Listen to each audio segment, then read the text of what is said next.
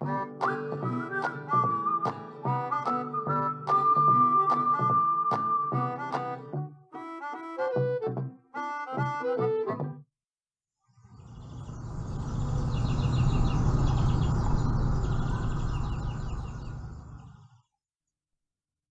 Stumped the Blue Jays?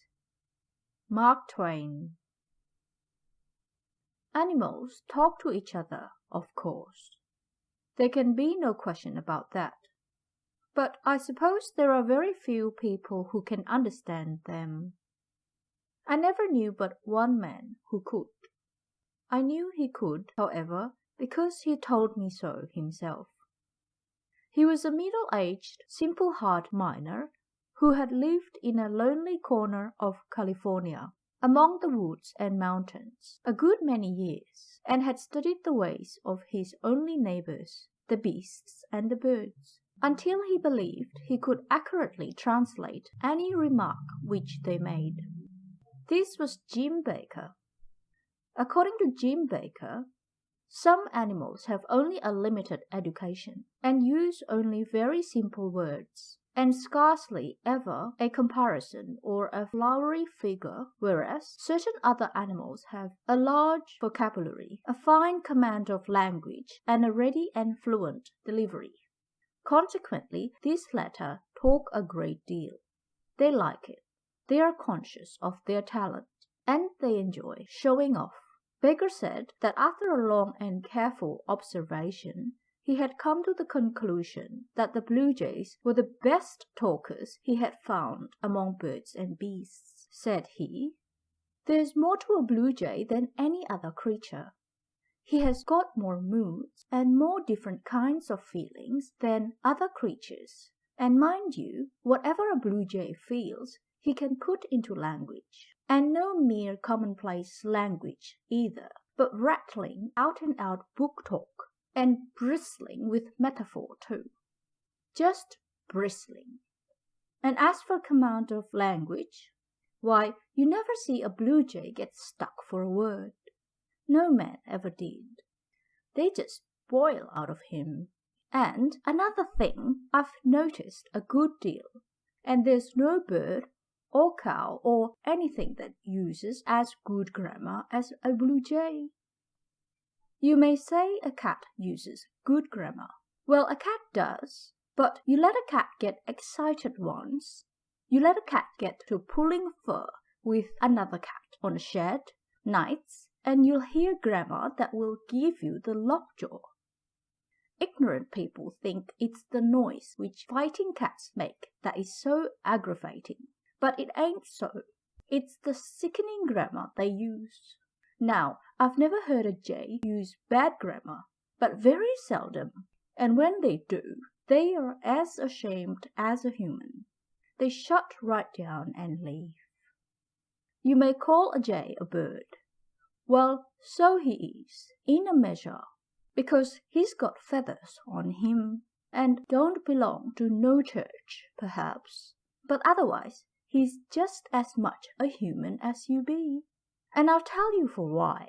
A jay's gifts and instincts and feelings and interests cover the whole ground. A jay hasn't got any more principle than a congressman. A jay will lie, a jay will steal, a jay will deceive, a jay will betray, and 4 times out of 5 a jay will go back on his solemnest promise. The sacredness of an obligation is a thing which you can't cram into no blue jay's head. Now, on top of all this, there's another thing. A jay can outswear any gentleman in the mines. You think a cat can swear? Well, a cat can. But you give a blue jay a subject that calls for his reserve powers, and where is your cat? Don't talk to me. I know too much about this thing.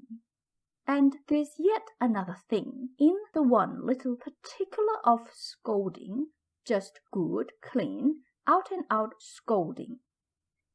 A blue jay can lay over anything, human or divine. Yes, sir, a jay is everything that a man is. A jay can cry, a jay can laugh, a jay can feel shame, A jay can reason and plan and discuss. A jay likes gossip and scandal. A jay has got a sense of humor. A jay knows when he's an ass, just as well as you do. Maybe better. If a jay ain't human, he better take in his sign, that's all. Now I'm going to tell you a perfectly true fact about some blue jays.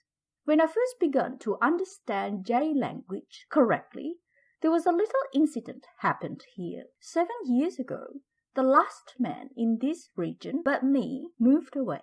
There stands his house, been empty ever since. A log house with a plank roof, just one big room and no more. No ceiling, nothing between the rafters and the floor. Well, one Sunday morning, I was sitting out here in front of my cabin with my cat, taking the sun and looking at the blue hills and listening to the leaves rustling so lonely in the trees, and thinking of the home away yonder in the States that I hadn't heard from in 13 years, when a blue jay lit on that house with an acorn in his mouth and says, "Hello, I reckon I've struck something." When he spoke, the acorn dropped out of his mouth and rolled down the roof, of course, but he didn't care. His mind was all on the thing he had struck. It was a knothole in the roof. He cocked his head to one side, shut one eye, and put the other one to the hole, like a possum looking down a jug. Then he glanced up with his bright eyes, gave a wink or two with his wings, which signifies gratification, you understand, and says, "It looks like a hole. It's located like a hole. Blamed if I don't believe that it is a hole." Then he cocked his head down and took another look. He glances up perfectly joyful.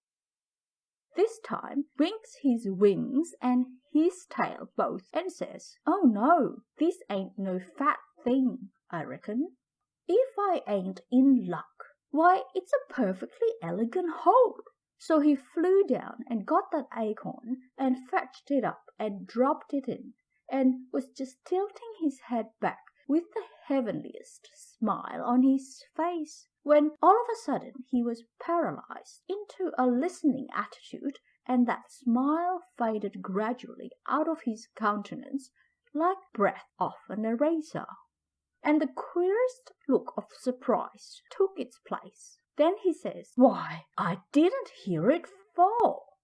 He cocked his eye at the hole again and took a long look, raised up and shook his head, stepped around to the other side of the hole and took another look from that side, shook his head again. He studied a while, then he just went into the details, walked round and round the hole and spied into it from every point of the compass. No use. Now he took a thinking attitude on the comb of the roof and scratched the back of his head with his right foot a minute and finally says, "Well, it's too many for me, that's certain.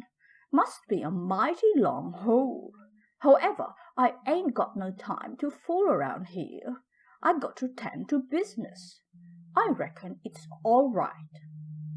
Chance it anyway."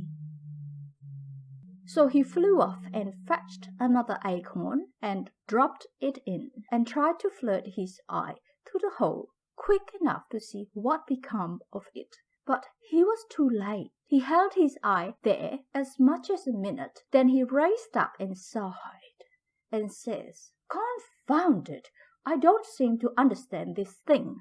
No way. However, I'll tackle her again." He fetched another acorn and done his level best to see what become of it. But he couldn't. He says, "Well, I never struck no such a hole as this before. I'm of the opinion it's a totally new kind of a hole." Then he began to get mad.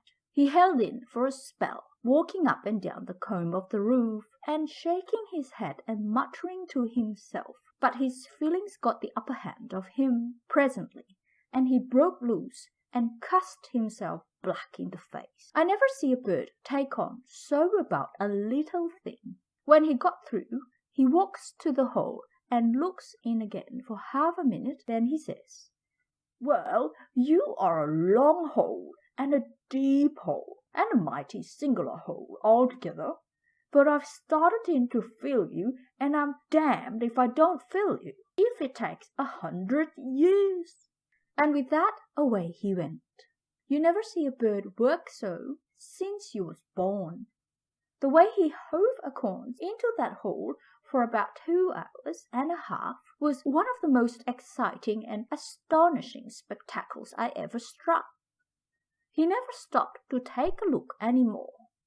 He just hove them in and went for more. Well, at last he could hardly flop his wings. He was so tuckered out. He comes a-drooping down once more, sweating like an ice pitcher, drops his acorn in, and says, "Now, I guess I've got the bulge on you by this time." So he bent down for a look. If you believe me, when his head come up again, he was just pale with rage. He says, "I've shoveled acorns enough in there to keep the family 30 years. And if I can see a sign of one of them, I wish I may land in a museum with a belly full of sawdust in 2 minutes." He just had strength enough to crawl up onto the comb and lean his back against the chimbley, and then he collected his impressions and begun to free his mind. I see in a second that what I had mistook for profanity in the mines was only just the rudiments, as you may say. Another jay was going by and heard him doing his devotions and stops to inquire what was up.